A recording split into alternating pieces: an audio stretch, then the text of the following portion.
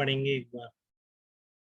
इधर उधर की बुक से मैंने कॉपी किए हैं तो फिर मैंने सारे एक साथ कर दिए। एनसीईआरटी में नहीं है जो मैं जनरली अब जो सारी चीज़ें बता रहा हूँ, बट आनी चाहिए आपको। ठीक है, बहुत ज़रूरी है, कभी भी मेंस में पूछी जा सकती है। तो देखो मैग्नेटिक प्रॉपर्टीज ऑफ मटेरियल तो आपको ये मैं बता चुका हूँ, कई बार मैंने याद कराने की कोशिश करी है आपको कि आपको कुछ भी याद ना रहे, एटलीस्ट ये याद हो जाए। ठीक है ना, तो आपको एक पैरामीटर्स पता रहेगा मटेरियल पहचानने का, काई, जिसे हम क्या कहते हैं, मैग्नेटिक ससेप्टिबिलिटी। तो अगर मैग्नेटिक ससेप्टिबिलिटी नेगेटिव होती है तो वो डायमैग्नेटिक होते हैं। ठीक है, और अगर पॉजिटिव स्मॉल वैल्यू है तो आपके पैरामैग्नेटिक होते हैं। ठीक है, पॉजिटिव स्मॉल वैल्यू है तो आपके पैरामैग्नेटिक होते हैं। और अगर इसकी वैल्यू पॉजिटिव एंड लार्ज है, ठीक है, पॉजिटिव एंड लार्ज वैल्यू है अगर काई की, तो वो मटेरियल्स क्या होते हैं, फेरोमैग्नेटिक कहलाते हैं। ठीक है, तो diamagnetic substances which when placed in the magnetic field feebly magnetised in the direction opposite to external magnetizing field are called diamagnetic substances। आप बोर्ड के लिए भी ये सब याद कर सकते हैं कि डायमैग्नेटिक सब्सटेंसेस क्या होते हैं, कुछ लिखना है तो ऐसी लैंग्वेज में लिखिए। ठीक है, कुछ सब्सटेंसेस जब अगर उनको एक्सटर्नल फील्ड में रखते हैं तो फीबली मैग्नेटाइज्ड हो जाते हैं in the direction opposite to the external magnetizing field. These are weakly repelled, ये भी इंपॉर्टेंट है। देखो ये तीनों केस है, इनमें से कुछ पूछ सकते हैं आपसे कि ये कौन सा मटेरियल रिप्रेजेंट हो रहा है, ये क्लियर होना चाहिए डायग्राम। तो ये मटेरियल कैसा है, डायमैग्नेटिक मटेरियल्स है, तो फील्ड लाइन इसमें से बाहर निकल रही है, रिपल हो रही है इससे एक तरह से। क्यों, फील्ड लाइंस क्या होती है, फील्ड को रिप्रेजेंट करती है ना। अब आप कह रहे हो अंदर फील्ड कम है बाहर से, तो बाहर तो डेंसिटी ज्यादा दिखाओगे, अंदर क्या करोगे, कम कर दो। ठीक है, तो ये आपको ये पहचान में आना चाहिए कि ये किस तरह का मटेरियल होगा। ये डायमैग्नेटिक मटेरियल्स होगा जिसमें अंदर का फील्ड बाहर के फील्ड से कम होगा, तो बाहर फील्ड लाइन ज्यादा दिखाएंगे। ये रिपल करते हैं बेसिकली मैग्नेटिक फील्ड, ज्यादा मैग्नेटिक फील्ड में नहीं रहना चाहते। क्या आपको बताया कि जो लेंज लॉ से जो करंट या ईएमएफ जनरेट होगा, मिनिएचर करंट, उनका पर्पस ही ये होगा कि उस मैग्नेटिक फील्ड जिनके कारण वो पैदा हुए उसी को कम करने की कोशिश करेंगे। तो मान लो आपकी यूट्यूब है इस तरह की, ठीक है, और अगर आपको पता है कि अगर कोई भी मैग्नेट नहीं लगाऊंगा तो दोनों तरफ लेवल सेम होगा यूट्यूब में। ठीक है ना, फ्लूइड का लेवल दोनों तरफ सेम होता है, सबने पढ़ चुका है इतना फ्लूइड में सब लोग। तो अगर एक मैग्नेटिक फील्ड ऐसे लगा दूं, दो पोल लिया हूं, तो यहाँ से अगर ये डायमैग्नेटिक लिक्विड है तो ये नीचे उतर जाएगा। ठीक है ना, इधर लेवल बढ़ जाएगा, इधर से लेवल कम हो जाएगा। अभी एक्सपेरिमेंटल रिजल्ट है, रीजन वही है कि आपने जो मिनिएचर करंट पैदा होंगे, ठीक है, वो इस तरह इसका इफेक्ट क्रिएट करेंगे कि जिनके कारण मैग्नेटिक फील्ड की वजह से वो पैदा हुए हैं उसी को कम करने की कोशिश करेंगे। देखो ये भी बहुत इंपॉर्टेंट है कि अगर मैं इस रॉड को डायमैग्नेटिक की मैग्नेटिक फील्ड में रख दूंगा, ठीक है ना, अगर मैं ऐसे भी रखता हूँ ना तो ये घूम के वापस ऐसे हो जाएगी, कम से कम चाहेगा कि मैग्नेटिक फील्ड इसके अंदर से हो। ठीक है ना, ये कोशिश करेगा तो इसकी सबसे लार्ज लेंथ जो होती है ना, सबसे लार्ज लेंथ वो मैग्नेटिक फील्ड के क्या होगी, परपेंडिकुलर होगी। ठीक है, सबसे जो लार्ज लेंथ है डायमैग्नेटिक की वो मैग्नेटिक फील्ड के परपेंडिकुलर हो जाती है। और यही अगर पैरामैग्नेटिक होता तो उसमें क्या होता है, जो लॉन्गेस्ट लेंथ होती है वो मैग्नेटिक फील्ड के अलोंग होती है, ऐसे ध्यान रखो। ठीक है, कि लॉन्गेस्ट जो फील्ड होती है वो क्या होती है, आपकी लॉन्गेस्ट जो डायमेंशन होती है वो मैग्नेटिक फील्ड के अलोंग हो गई तो वो पैरामैग्नेटिक या फेरोमैग्नेटिक होगा। और लॉन्गेस्ट डायमेंशन मैग्नेटिक फील्ड के परपेंडिकुलर हो गई, ठीक है, तो वो क्या होता है, आपका डायामैग्नेटिक होता है। 3 डायग्राम है, एनसीईआरटी में शायद यही है, लेकिन लिखे हुए इधर उधर बुक्स में, तो आपको ध्यान रखना है। Magnetic field lines avoid passing through diamagnetic materials. Diamagnetic liquid in a U tube depresses in a limb which is between the poles of a strong magnet, ये मैं आपको ऑलरेडी बता चुका हूँ। ठीक है, फिर काई के बारे में अगर बात करोगे तो intensity of magnetization of diamagnetic substance is very small, negative and is proportional to magnetizing field. तो ये सब आपको पता है, क्योंकि ये नेगेटिव है तो परमिएबिलिटी डायमैग्नेटिक की म्यू नॉट से भी कम होती है। तो क्या किसी मटेरियल की परमिएबिलिटी म्यू नॉट से कम हो सकती है क्या, बिल्कुल होती है। किसकी होती है, डायमैग्नेटिक मटेरियल्स की होती है। ठीक है, फिर मैंने जो आपको कल समझाया था रीजन ऑफ डायमैग्नेटिज्म, वो मैंने लिखने की भी कोशिश करी इसमें। देखो, every electron of every atom of every substance is orbital magnetic moment, diamagnetic substance resultant of all m vector becomes zero। तो ये सब लिख के भी दिया गया है जिससे आपको हमेशा आपके दिमाग में बस जाए, ना चाहते हुए भी आपको याद हो ही जाएगा। ठीक है, ये कोशिश की गई है इसमें। When B vector is applied then those electrons having M vector in the direction of external field slow down and those M vector in the opposite direction of, ये सब बेकार बातें, ये सब डिटेल लेते हैं, डिटेल नहीं पूछता। तो लिख दिया है तो आप भी याद कर लेना, ठीक है ना। This happens due to the induced current in accordance with the Lenz law, this substance develops a net magnetic moment, ये सब मैंने बताया, in the direction opposite to that of the applied field and fields repulsion.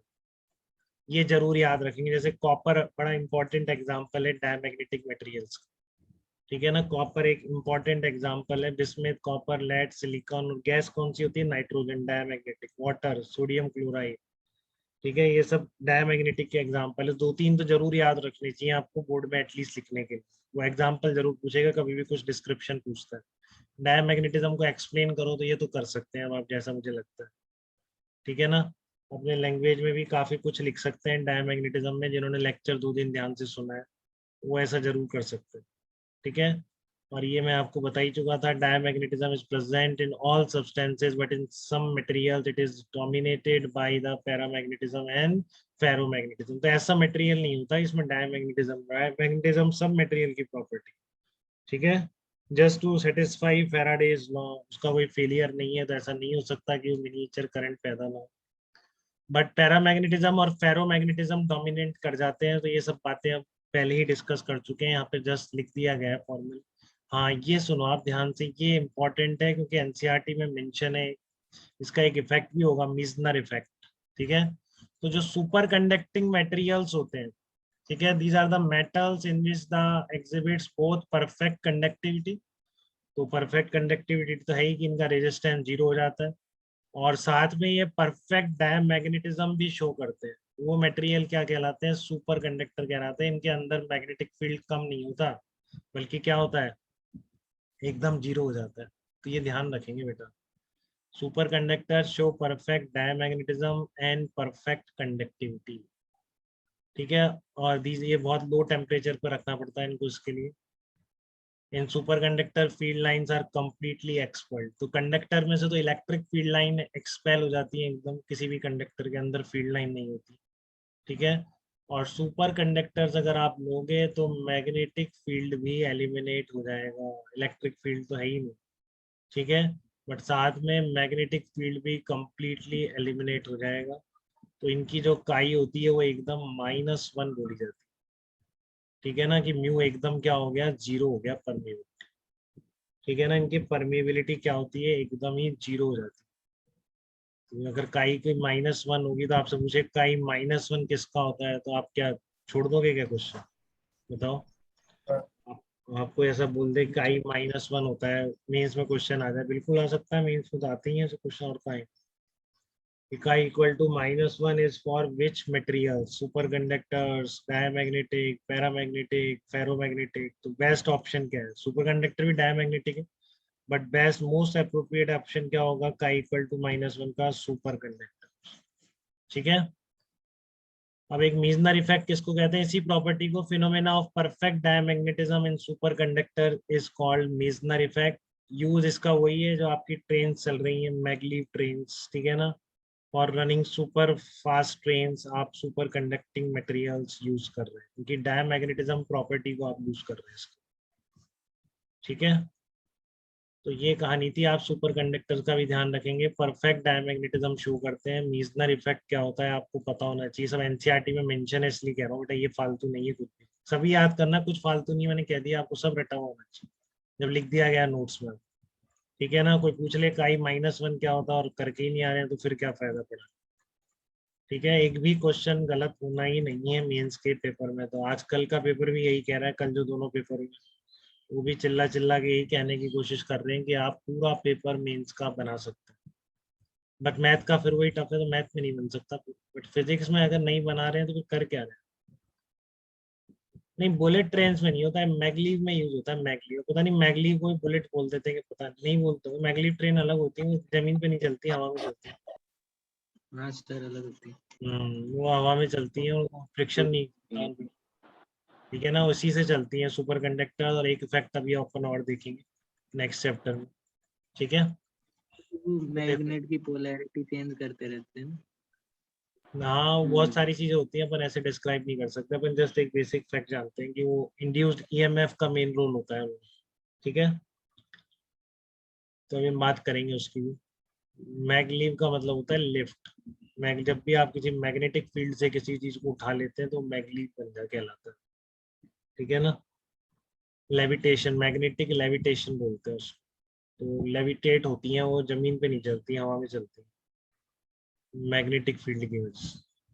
तो देखो आप paramagnetism के बारे में भी वही सब बातें हैं, आप पढ़ लेंगे, इसको मैंने बता दिया आपको, ये सब चीजें उल्टा हो जाएगा।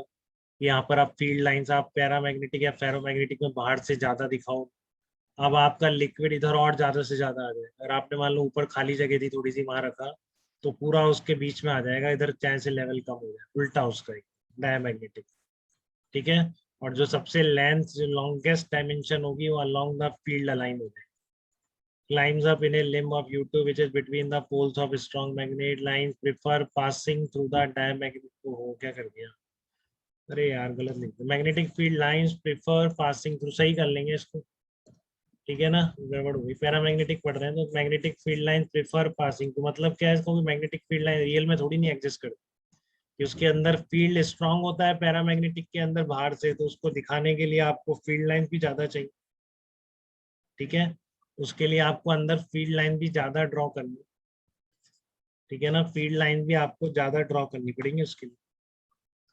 तो paramagnetic liquid climbs up in a limb of U tube which is between the poles of a strong magnet, ठीक है, तो ये सब बातें पता है। हाँ, अनदर बहुत ही ज्यादा इम्पोर्टेंट टॉपिक इस चैप्टर का, जो आपको क्वेश्चन बिल्कुल देखने को मिल सकता है इसमें, जिसे हम कहते हैं क्यूरीज लॉ, ठीक है। तो क्यूरीज लॉ क्या कहलाता है बेटा, क्यूरीज लॉ कहता है, ये क्यूरीज लॉ है पैरामैग्नेटिक मटेरियल्स के लिए, कि जो ये आपकी ससेप्टिबिलिटी है that is proportional to 1 absolute temperature, ठीक है। तो क्यूरीज लॉ का स्टेटमेंट आप ऐसे लिख सकते हैं कि susceptibility of a paramagnetic material will be inversely proportional to their temperature. अगर आपको ज्यादा से ज्यादा मैग्नेटाइज करना है तो टेम्परेचर्स कम रख के ही काम हो सकते हैं बेटा, ठीक है। ज्यादा रखने से और मैग्नेट का ससेप्टिबिलिटी नहीं बढ़ेगी, तो फिर आपको मैग्नेटाइजेशन नहीं बढ़ेगा। काई जितना ज्यादा, आपको पता है काई I/H होता है, तो जितना ज्यादा काई होगा उतना ज्यादा आई होगा, उतना ज्यादा वो मटेरियल मैग्नेटाइज होगा, उसके अंदर उतना ही फील्ड ज्यादा बढ़ेगा। तो आप चाहते हैं कि आपका जो पैरामैग्नेटिक मटेरियल्स है, ठीक है, उसके अंदर ज्यादा से ज्यादा फील्ड रहे, तो उसके लिए आपको क्या करना पड़ेगा, टेम्परेचर कम रखना। तो ये डिस्कस करते हैं अपन नेक्स्ट वीडियो में करेंगे इसको, अभी स्टॉप कर देते हैं।